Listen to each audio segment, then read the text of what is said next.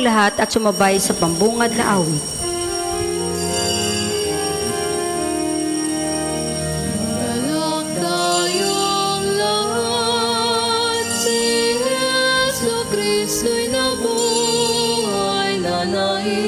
Sa kamatayan, Alleluia, Alleluia.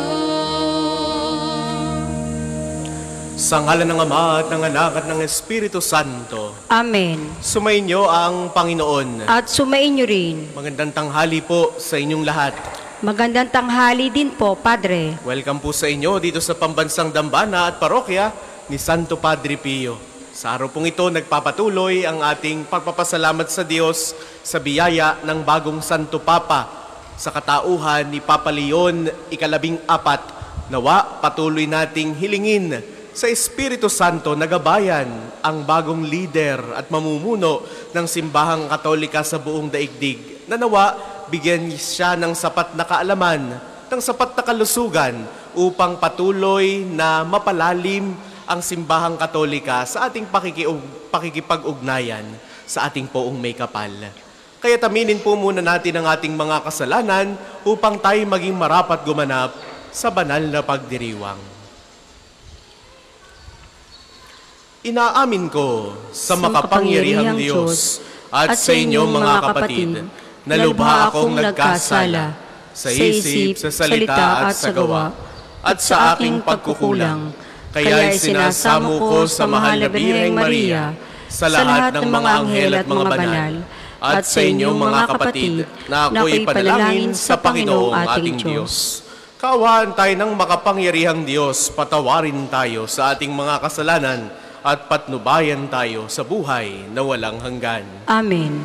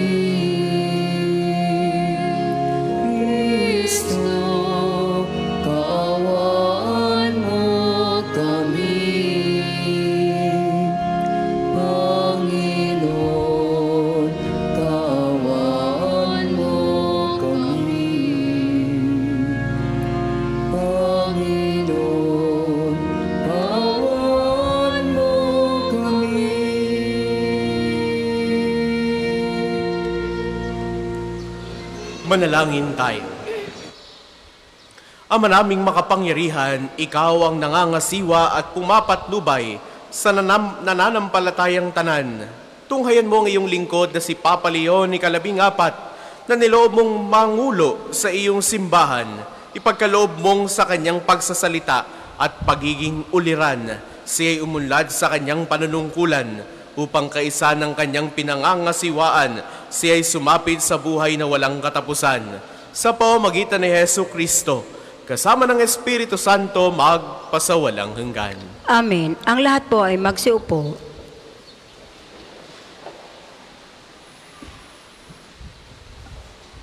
Pagbasa mula sa mga gawa ng mga apostol.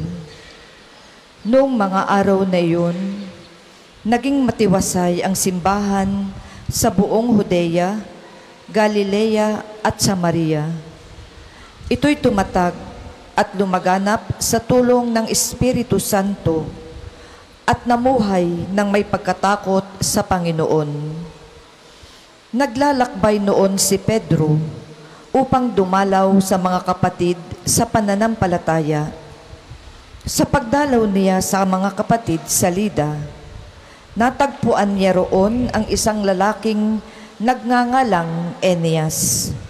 Ito'y paralitiko at 8 taon nang nararatay. Eneas, ani Pedro, pinagagaling ka ni Jesucristo. Tumindig ka't ayusin mo ang iyong higaan. At tumindig siya agad. Nakita siya ng lahat ng naninirahan sa Lida at Saron, at nanampalataya sila sa Panginoon. Sa Joppe naman, may isang alagad na babae, ang pangalay Tabita.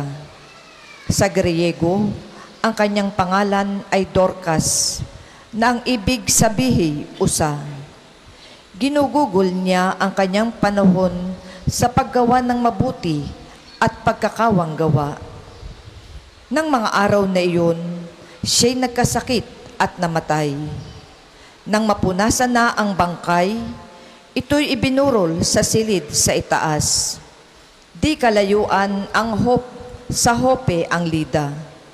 Nang mabalitaan ng mga alagad na naroon si Pedro, inutusan nila ang 2 lalaki upang siya'y pakiusapang pumunta agad sa Joppe. Sumama naman sa kanila si Pedro.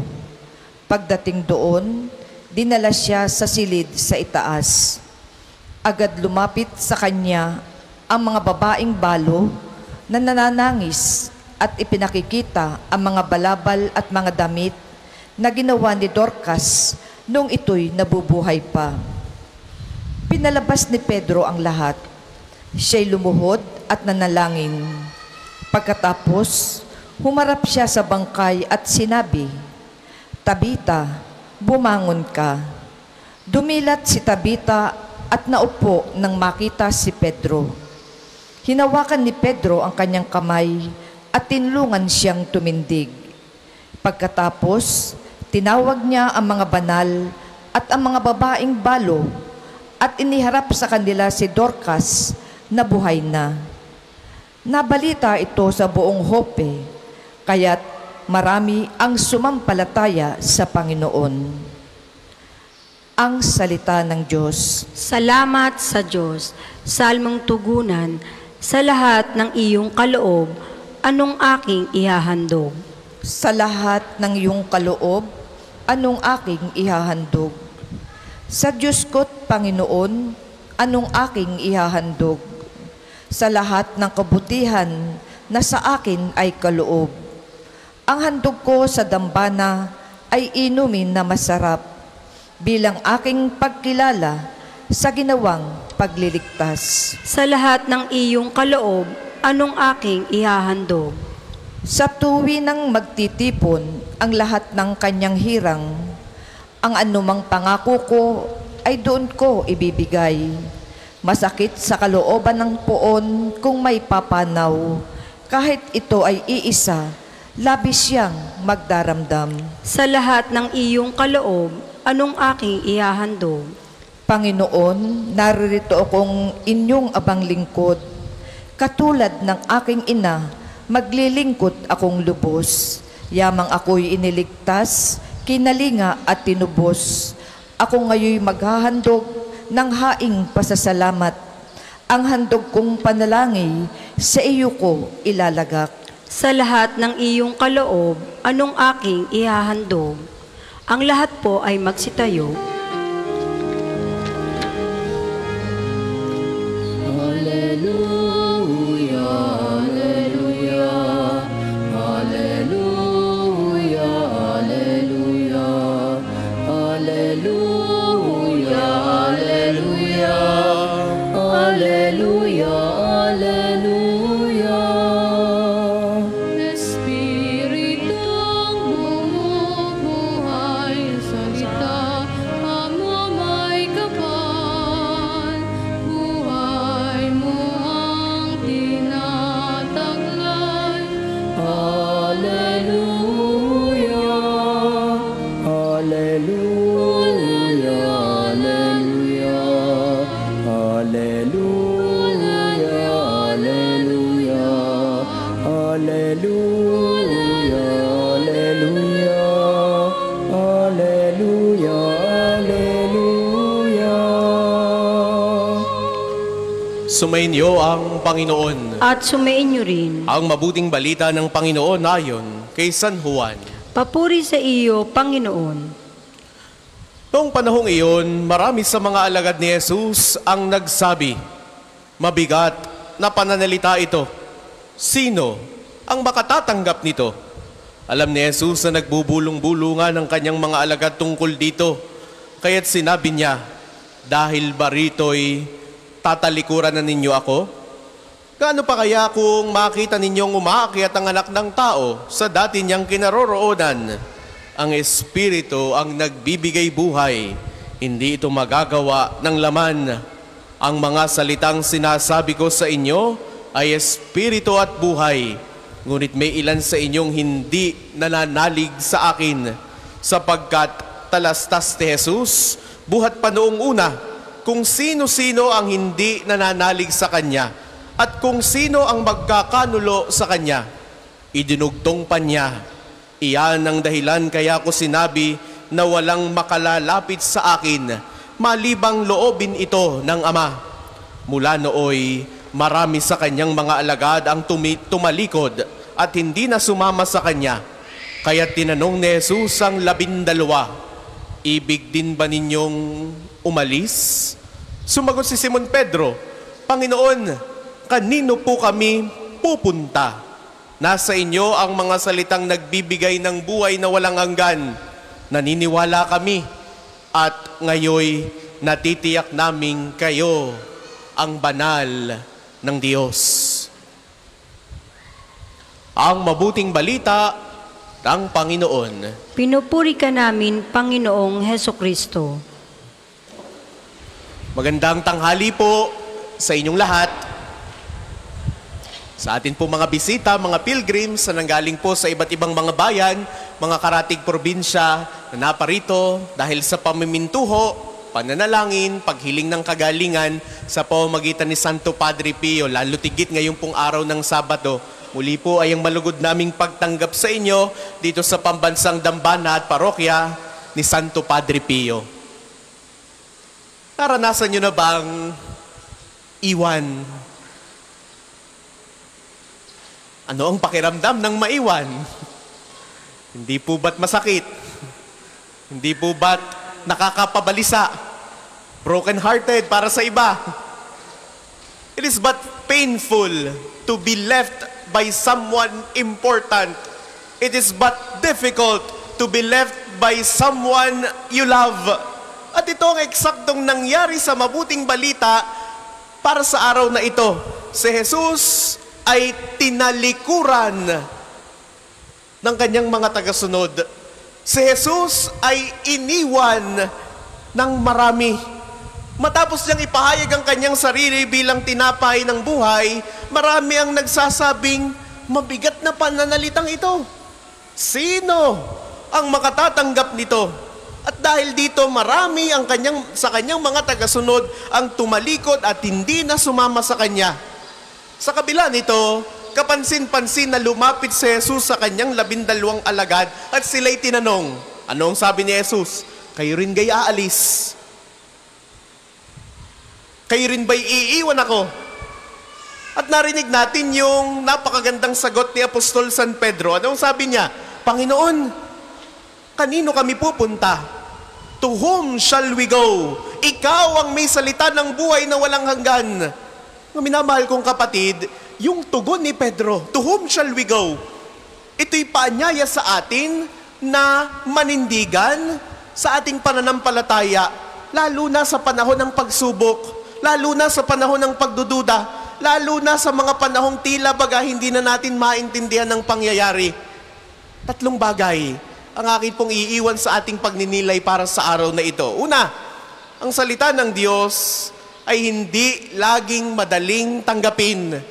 The Word of God is not always easy to understand. The Word of God is not always easy to accept. Tunay ito. Sino dito ang nakarinig ng unang pagbasang naintindihan agad? May mga pagkakataon, kahit yung Ebanghelyo, kahit kwento na, hindi natin maintindihan.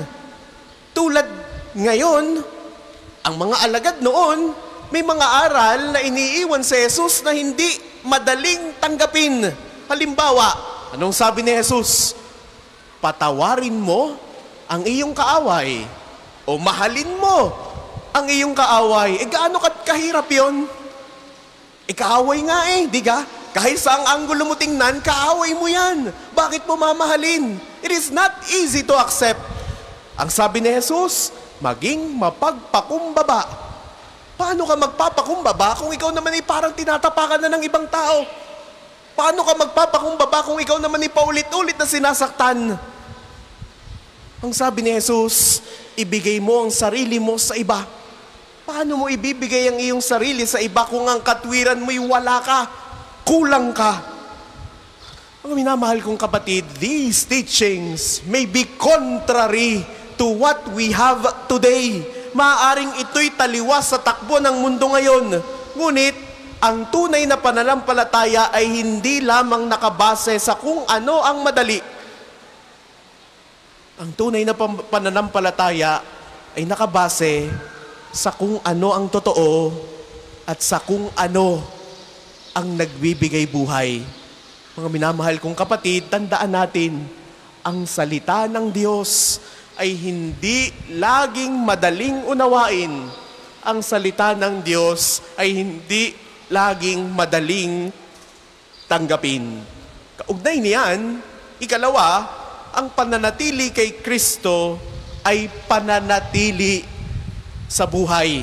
No matter how difficult it may be, no matter how hard it may be, let us remain with Christ. Nakita natin yung unang pagbasa kanina, kung paanong yung kapangyarihan ng Diyos ay kumilos sa pamamagitan ni Pedro. Narinig natin, kung narinig nga natin, no? Napagaling si Eneas. At bukod sa pagpapagaling sa isang tao, mayroong nuling na buhay, si Tabita. Dalawang kwento, pinagaling at isang taong muling nabuhay. Kaya kita natin, kapag tayo nakakapit kay Kristo, kapag tayo nananatili kay Kristo, tayo ay nakakabahagi sa kanyang kapangyarihan. Mga minamahal kong kapatid, why do we keep on coming back here at this shrine? Because we believe in the power of Jesus. We believe in the power of healing, that through Saint Padre Pio, we can be healed. Kumapit tayo sa kapangyarihan ni Kristo, na sa kahit sa gitna ng kahinaan, kahit sa gitna ng takot, kahit sa gitna ng pangamba, may pag-asa. There is always hope in Jesus. Kahuli-hulihan, ikatlong punto, tayo tinatawag na magpatotoo.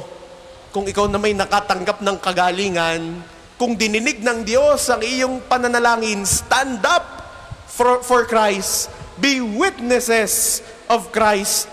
Ang simbahan ay maaaring lumalago sa mga taong patuloy na nananampalataya mula noon, magpasa hanggang ngayon, hindi lamang dahil sa himala, kundi dahil sa kanilang buhay na nagiging totoo o patotoo.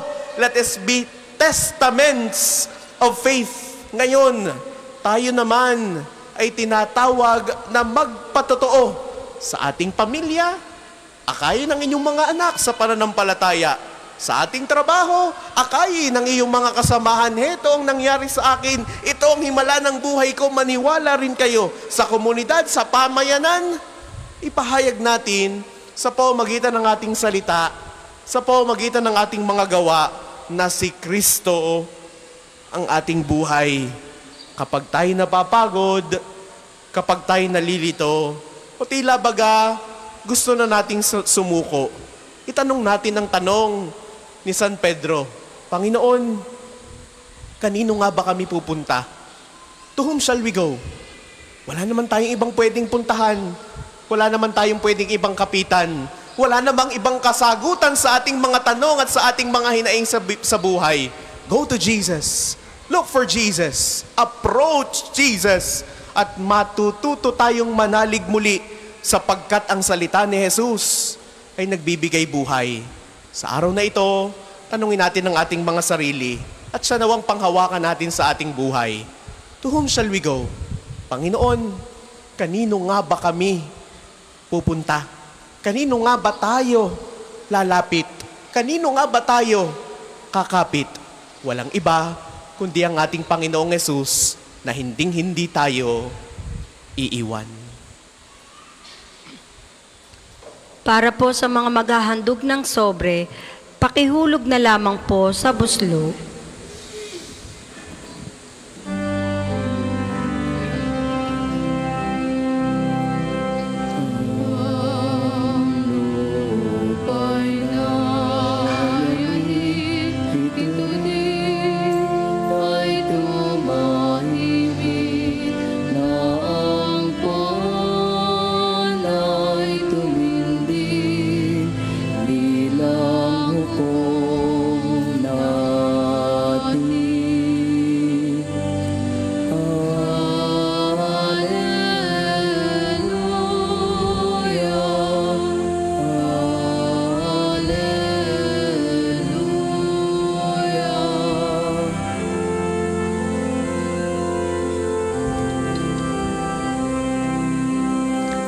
Ang lahat po ay magsitayo.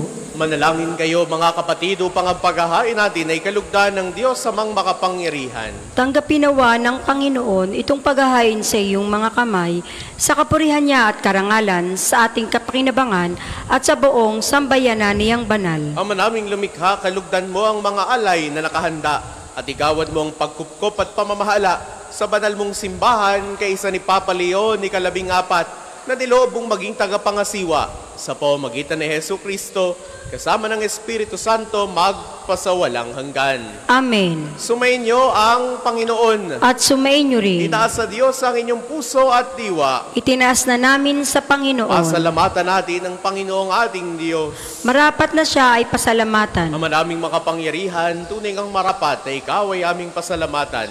Ngayong ipinagdiriwang ang paghahain ng Mesiyas, ang maamong tupa na tumubos sa aming lahat. Naghahaing walang humpay ang anak mong minamahal upang magkasalo-salo ang tanan sa piging ng iyong buhay. Hindi na mamamatay ang inihain sa krus. Ang sa krus ipinako, buhay lagi bilang handog. Kaya, kaysa ng mga anghel na nagsisiawit ng papuri sa iyo nang walang humpay sa kalangitan, kami nagbubunyi sa iyong kadakilaan.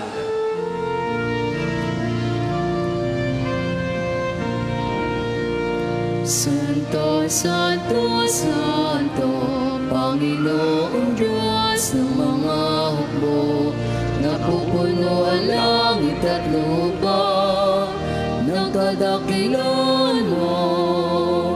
Hosana, Hosana, sa kaitaasan,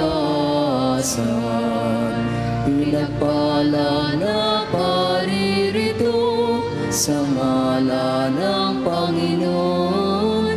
Hosana, Hosana, sa kaitaasan.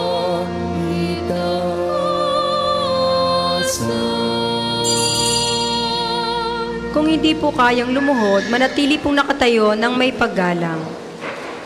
Ama naming banal, ikaw ang bukal ng tanang kabanalan. Kaya't sa pamamagitan ng iyong Espiritu, gawin mong banal ang mga kaloob na ito, upang para sa aming maging katawan at dugo ng aming Panginoong Jesucristo. Bago niya pinagtiis ang kusang loob na maging handog, hinawakan niya ang tinapay, pinasalamatan kaniya, pinagati-hati niya iyon, iniabot sa kanyang mga alagad at sinabi, "Tanggapin ninyong lahat ito at kanin. Ito ang aking katawan na ihahandog para sa inyo."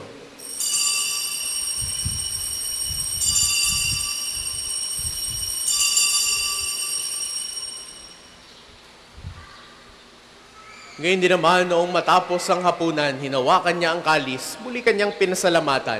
Iniabot niya ang kalis sa kanyang mga alagad at sinabi, "Tanggapin ninyong lahat ito at inumin. Itong kalis ng aking dugo ng bago at walang hanggang tipan ng aking dugo na ibubuhos para sa inyo at para sa lahat sa ikapagpapatawad ng mga kasalanan.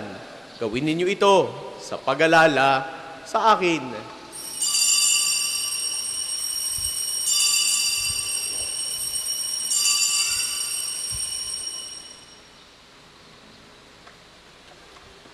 Ipagbunyi natin ang misteryo ng pananampalataya. Si Kristo'y namatay, si Kristo'y nabuhay, si Kristo'y babalik sa wakas ng panahon. Ama, ginagawa namin ngayon ang pag-alala sa pagkamatay at muling pagkabuhay ng iyong anak. Kaya tinihaalay namin sa iyo ang tinapay na nagbibigay buhay at ang kalis na nagkakaloob ng kaligtasan. Kami nagpapasalamat dahil kami iyong minarapat na tumayo sa harap mo para maglingkod sa iyo. Sinasamo namin kaming magsasalo-salo sa katawan at dugo ni Kristo ay mabuklod sa pagkakaisa sa pamamagitan ng Espiritu Santo. Ama, lingapin mo ang iyong simbahang laganap sa buong daigdig. Puspusin mo kami sa pag-ibig kaysa ni Leon na aming Papa at ni Gilbert na aming Obispo at ng Tanang Kaparian.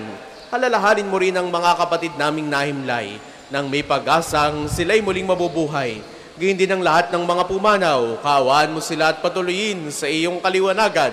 Kaawaan mo at pagindapatin kaming lahat na makasalo sa iyong buhay na walang wakas. Kaisa ng mahal na Birheng Maria na ina ng Diyos, ni San Jose na kanyang kalinisilidisang esposo, kaysa ng mga apostol at ng lahat ng mga banal ni Santo Padre Pio na namuhay dito sa daigdig ng kalugod-lugod sa iyo, may pagdiwang nawa namin ng pagpupuri sa ikararangal mo sa pamagitan ng iyong anak na aming Panginoong Hesu Kristo. Sa pamagitan ni Kristo, kasama niya at sa Kanya ang lahat ng parangal at papuri ay sa iyo, Diyos amang makapangyarihan, kasama ng Espiritu Santo, magpasawalang hanggan.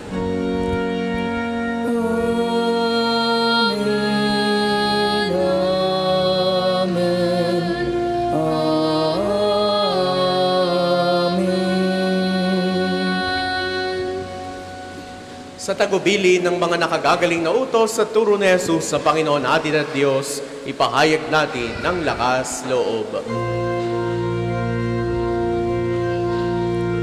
Ama namin, sumasalangit ka, sambahin ang ngalan mo, mapasa kaharian mo, sundin ang loob mo, dito sa lupa para ng sa langit.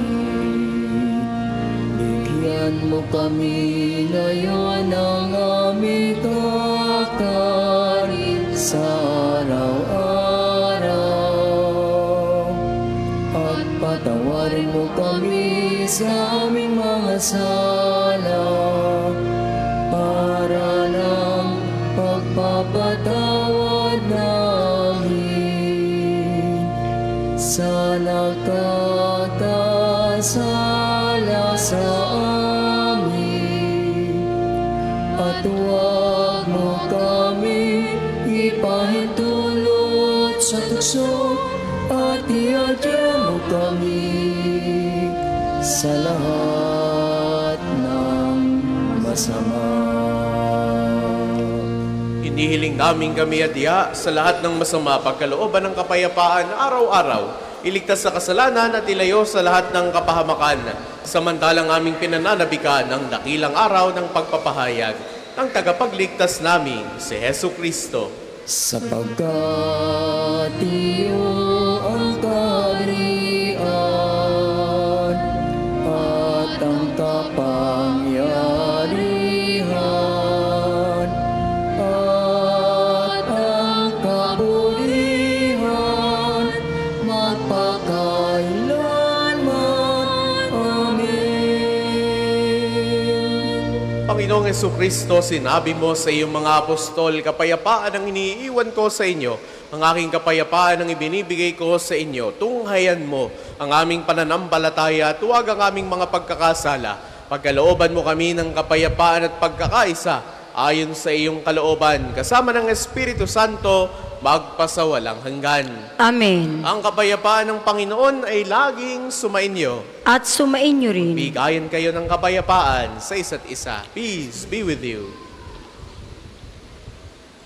Kordero ng Diyos na nag-aalis ng mga kasalanan ng sanlibutan, maawa ka sa amin. Kordero ng Diyos na nag-aalis ng mga kasalanan ng sanlibutan, maawa ka sa amin. Kordero ng Diyos na nag-aalis ng mga kasalanan ng sanlibutan, ipagkaloob mo sa amin ang kapayapaan. Kung hindi po kayang lumuhod, manatili pong nakatayo ng may paggalang.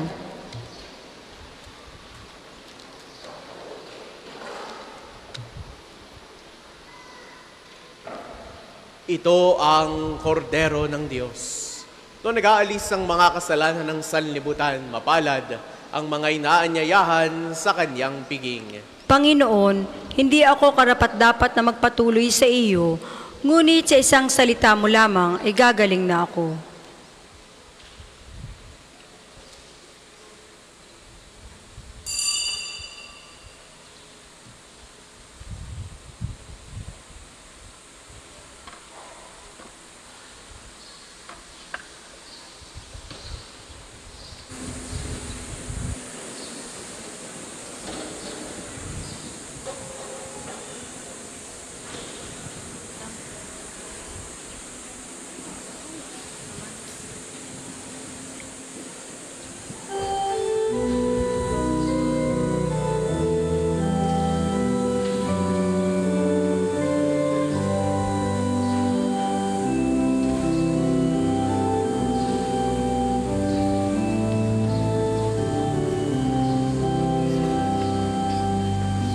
Si Jesus lamang ang dahilan ng pagtitipon. Kaming manlalakbay sa Kanya'y dumudulog. Si Jesus lamang ang tangi naming handog para sa kapayapaan ng buong sasiluko.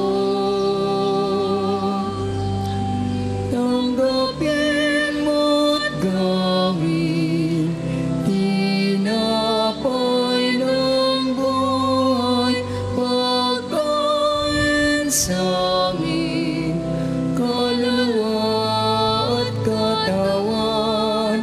Tanggapin mo ang alak ng bagong tipan, inuming nagbibigay sa amin ng kalakasan.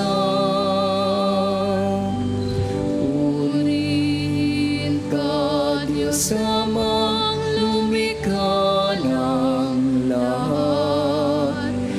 Ikaw ang aming pag-asa at liwanag. Sambahin ka, Diyos Amang mapagmahal.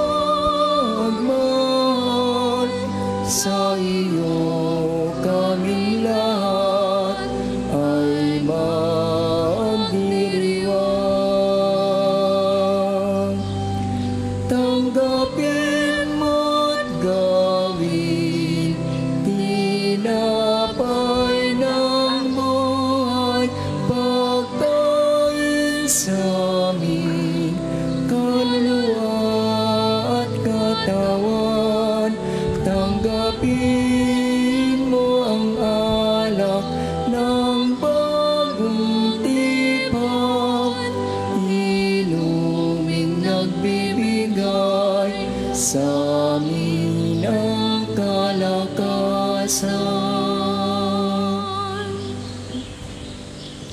Ang isa sa gawapong second collection ay ginagamit para sa patuloy na pagpapaunlad ng parokya at pambansang dambana ni Santo Padre Pio at para sa mga pangangailangan ng matatanda at may sakit na mga pari ng Archdiocese ng Lipa. Salamat po sa inyong mga handog.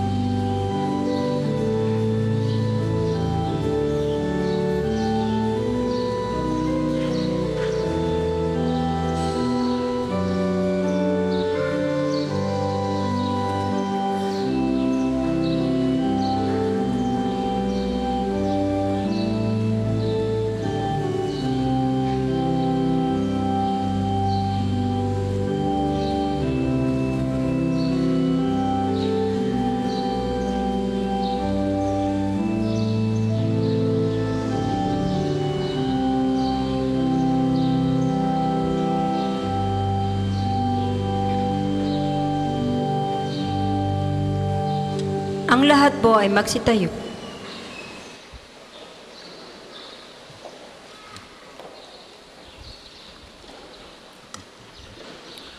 Manalangin tayo. Ang maraming mapagmahal, kaming minabuti mong tumanggap ng banal na pakikinabang, ay dumadalangin pagtibayin mo sa pagkakaisa at pagmamahal, pakundangan sa aming pinagsaluhan, at lagi mong ipagtanggol at ipangsanggalang ang lingkod mong si Papa Leon ika-14, ang tagapangasiwang iyong pinagkatiwalaan, kaysa ng simbahang inihabilin mo sa kanyang pananagutan sa pamamagitan ni Heso Kristo, kasama ng Espiritu Santo, magpasawalang hanggan. Amen. Sama-sama po nating dasalin ang mga sumusunod na panalangin. Panalangin ng pagtitiwala kay Santo Padre Pio. Padre Pio, taga Pietrelcina, Mongheng Banal, pintakasing santo ng milenyong kasalukuyan, gabay namin sa pagtahak sa landasing makalangit, takbuhan sa pangangailangan, huwara ng pagtitiis. Sa iyo namin inilalapit aming mga kagipitan, sa iyo po ibinibilin kalusugan at kabuhayan.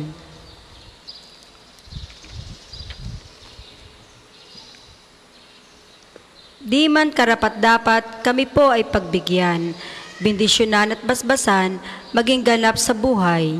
Lumayo nawa kami, umiwas sa kasalanan, lumapit lagi sa Diyos, maging matatag at matibay.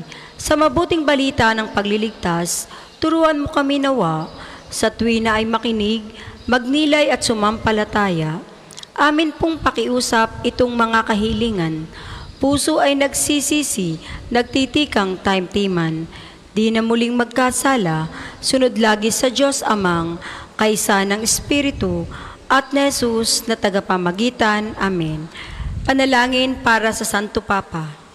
Panginoong Hesukristo, mabuting pastol at dakilang pari, pinupuri at pinasasalamatan ka namin sa pagtawag mo kay Papa Leon ika-14 upang maglingkod bilang pastol ng buong simbahan.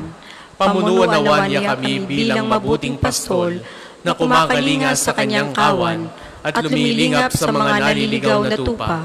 Sinaway maging mapagmahal at nakikinig na Ama, tapat na guro at katiwala ng iyong banal na misteryo. Pagkalooban mo siya ng kalusugan, lakas at karunungan. Patibayin mo ang ugnayan ng pagkakaisa upang mapaglingkuran ka namin bilang iisang katawan. Dalisayin mo kami at itaguyod sa pagmamalasakit, sapagkat ang iyong pag-ibig sa amin ay hindi nagmamaliw. Itulot mong kami ay masigasig na tumugon sa iyong misyon. Ikaw na nabubuhay at nag-ahari, kasama ng Ama at ng Espiritu Santo, magpasawalang hanggan. Amen. Ang lahat po ay magsiupo para sa ilang patalastas. Una, sa inyong pagdalaw sa pambansang dambana, mangyaring pakaingatan ng inyong mga personal na gamit. Hangad namin ang isang matiwasay at maayos sa pagbisita sa National Shrine. Ikalawa, nais po naming ipagbigay alam sa inyo ng Padre Pio Healing Bundle ay available sa ating mga tindahan.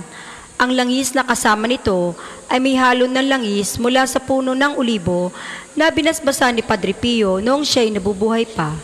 Naway maging daan ang ating Healing Bundle sa pagkakamit ng kagalingan mula sa Diyos. Ikatlo, sa darating na May 23 ay araw ng pagpapagaling ng Panginoon sa pamamagitan ni Padre Pio.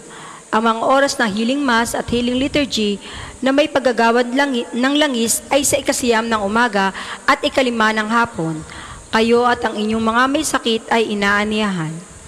Kaugnay po nito, mula 8 ng umaga hanggang 3 ng hapon, patuloy nating ipagkakaloob sa inyo ang iba pang mga gawaing pagpapagaling tulad ng spiritual counseling direction, medical assistance, legal counseling, psychological support, family and marital counseling at feeding program. Layunin nating magkaroon ng pangkalatang kagalingan, lalo tigit ang mga kapatid nating mahihirap at kapuspalad. Sa mga lubos na nangangailangan ng pagkonsulta, kayo po ay makapag-ugnay na agad sa ating opisina para sa pagpapalista at reservation. Natatangi po sa buwang ito ang Uplan Pagbibinata, libreng tuli para sa mga magpapalista sa unang 100 mga kabataan na may edad 5 hanggang 16. Makipag-ugnayan lang po sa opisina para sa mga detalye. Ika-4, bilang paghahanda sa nalalapit na kaarawan ni Santo Padre Pio, tayo po ay may programang Little Padre Pio Contest. Inaaniyahan namin ang mga batang lalaki, edad 5 hanggang 10, na magbihis gaya ni Padre Pio. Ang bata ay kukunan ng larawan na ipapadala sa official email ng Pambansang Dambana hanggang May 15. Sa May 16 po ang posting ng mga official entries at kinakailangan makakuha ng engagement ang picture sa pamamagitan ng like, comment, and share. Ang pinakamaraming engagement ang mananalo ng 5,000 para sa first prize, 4,000 para sa second prize, and 3,000 para sa third prize. Inaanyahan po namin ang mga kalahok na dumalo sa birthday mass ni Padre Pio sa May 25 sa 9:00 ng umaga para sa announcement ng mga mananalo. Nawa ang buhay ni Padre Pio ay ipamalas natin at maging inspirasyon at huwaran para sa ating mga kabataan. 5, narito po sa atin ngayon ang mga taga-parokya ng Dambana ni San Vicente Ferrer sa Banay-Banay, Lipa upang magbenta ng raffle tickets para sa kanilang pagpapatayo ng multipurpose building. Sila po ay nasa bandang gilid ng simbahan. Atin po silang suportahan. 6, ikinagagalak po naming ibahagi sa inyong lahat ang napakagandang pagkakataon, isang pilgrimage sa Roma mula October 3 hanggang 17, 2025 at bukas po ang paglalakbay na ito para sa lahat ng nais sumama. Napaka-espesyal po ng pagkakataong ito dahil ito ay kasabay ng ilang mahalagang kaganapan. Sa awa ng Diyos, maaari po tayong magkaroon ng pagkakataong makaduupang palad ang bagong Santo Papa. Dalawin at ipagdasal si Pope Francis sa kanyang puntod at maranasan ang Jubilee Year sa pamamagitan ng pagbisita sa mga pangunahing simbahan at banal na lugar sa Roma. Kasama na rin po ang Sanctuary of Volto Santo, Sacred Place. Kasama rin po ang pilgrimage sa pagbisita sa Assisi, ang bayan ni San Francisco, at mabisita na rin po si Santa Clara. At sa San Giovanni Rotondo upang dalawin sa Padre Pio, isang magandang pagpapalaala at pagpapatuloy ng ating mga gawain at debosyon kay Padre Pio. Mayroon po tayong misa sa bawat lugar na ating pupuntahan. Hinihikayat po naming makiisa sa natatanging paglalakbay na ito, na tiyak na magiging makabuluhan at puno ng biyaya. Para po sa mga karagdagang detalye o kung nais nyo pong sumama, makipag-ugnayan lamang po kayo kay Father Mark Ian Abo Ocrizel sa mga numerong ito, 0998-3070-680 o 977-803-4197. Ang deadline po ng ating palistahan ay hanggang May 15 lamang. Naway magsama-sama po tayo sa biyaheng ito. Ang susunod pong bandal na misa ay sa ganap na 2 ng hapon. Maraming salamat po at mangyaring panatilihin natin ang kalinisan, katahimikan at diwa ng pananalangin sa loob at labas ng ating simbahan. Magsitayo na po ang lahat para sa pagbabasbas ng religious articles.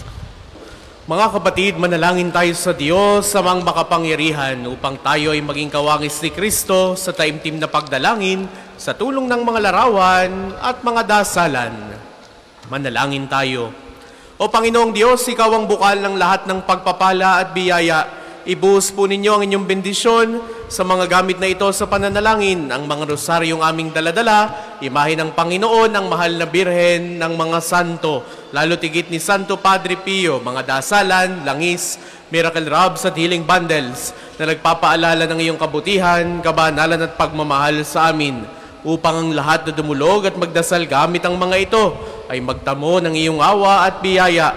Loobin mong tularan nila ang kabanalan at aral ng Panginoon at ng mga santo, magpasawalang hanggan. Amen. Tayo pong lahat, Ama namin sumasalangit ka, sambahin ang ngalan mo, mapasamin ang kaharian mo, sundin ang loob mo dito sa lupa para nang nasa langit.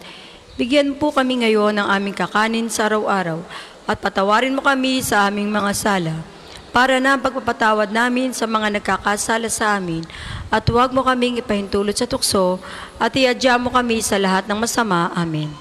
Aba, Ginoong Maria, napupuno ka ng grasya, ang Panginoong Diyos ay sumasa iyo. Bukod kang pinagpala sa babaeng lahat, at pinagpala naman ang iyong anak na si Jesus. Santa Maria, Ina ng Diyos, ipanalangin mo kaming makasalanan, ngayon at kung kami mamamatay. Amen. Luwalhati sa Ama at sa Anak at sa Espiritu Santo, kapara noong una, ngayon at magpasawalang hanggan. Amen. Luwalhati sa Ama at sa Anak at sa Espiritu Santo, kapara noong unang-una, ngayon at magpasawalang hanggan. Amen. Luwalhati sa Ama at sa Anak at sa Espiritu Santo, kapara noong unang-una, ngayon at magpasawalang hanggan. Amen. papuri sa Ama at sa Anak at sa Espiritu Santo, kapara noong unang-una, ngayon at magpasawalang hanggan. Amen.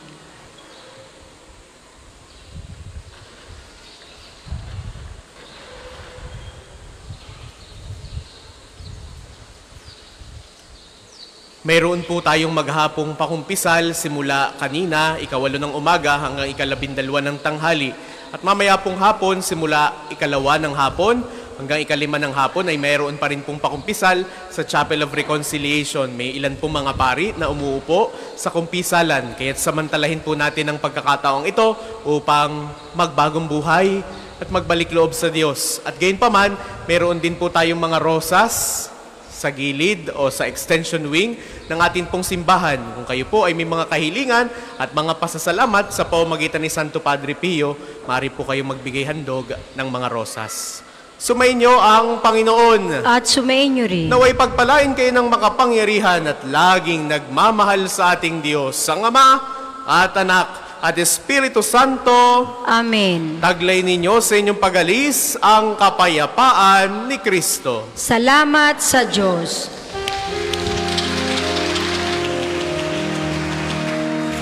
Alleluia, narito na ang araw na dulot ng Diyos. Nabuhay na si Kristo, ang ating Hari at Mano.